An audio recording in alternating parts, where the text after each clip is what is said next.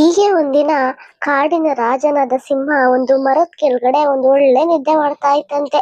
ಅವಾಗ ಮಿಸ್ ಆಗಿ ಒಂದು ಇಲಿ ರಾಜನ್ಗೆ ಟಚ್ ಮಾಡ್ಬಿಡ್ತು. ಆಗ ರಾಜ ಹೋದ. ಸಿಂಹ ಆಗ ಇಲಿನ ಅವನ್ ದೊಡ್ಡ ಕೈಯಿಂದ ಹಿಡ್ಕೊಂಡು ಏಯ್ ತಿನ್ಬೇಕು ಅಂತ ಯೋಚನೆ ಮಾಡ್ತಿರ್ತಾನೆ. ಆಗ ಇಲಿ, ಓ ರಾಜ, ಪ್ಲೀಸ್ ನನ್ನ ಇದೊಂದ್ಸಲ ಕ್ಷಮಿಸು, ನಾನು ಇನ್ನೊಂದ್ಸಲ ಈ ತರ ರಿಪೀಟ್ ಮಾಡಲ್ಲ. ನಾನ್ ನಿನ್ನ ಕರುಣೆನ, ಈ ಕ್ಷಮೆನ ಯಾವತ್ತೂ ನೆನ್ಪಿಟ್ಕೋತೀನಿ, ಮತ್ತೆ ನಾನು ನಿನ್ಗೆ ನಿನ್ ಕಷ್ಟ ಕಾಲದಲ್ಲಿ ಹೆಲ್ಪ್ ಮಾಡ್ತೀನಿ ಅಂತ ಹೇಳ್ತಂತೆ. ಆಗ ಸಿಂಹ ಯೋಚನೆ ಮಾಡಿ ಆಯ್ತಾಯ್ತು ಹೋಗು ನೋಡೋಣ ಅಂತ ಅನ್ಕೊಂಡ್ ಸುಮ್ನಾಗುತ್ತೆ.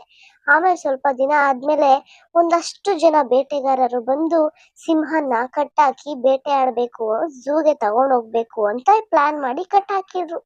ಆಗ ಅಲ್ಲಿಂದಾನೆ ಅದೇ ರೋಡಲ್ಲಿ ಪಾಸ್ ಆಗ್ತಾ ಇದ್ದಂತ ಇಲಿಗೆ ಸಿಂಹ ಒದ್ದಾಡ್ತಾ ಇದ್ದಿದ್ ಕಾಣಿಸ್ತಂತೆ.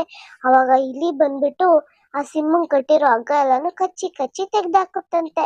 ಆಗ ಸಿಂಹ ಅದಕ್ಕೆ ತುಂಬಾ ಧನ್ಯವಾದಗಳನ್ನ ಹೇಳುತ್ತಂತೆ. ಪ್ಲೀಸ್ ಸಬ್ಸ್ಕ್ರೈಬ್ ಮಾಡಿ.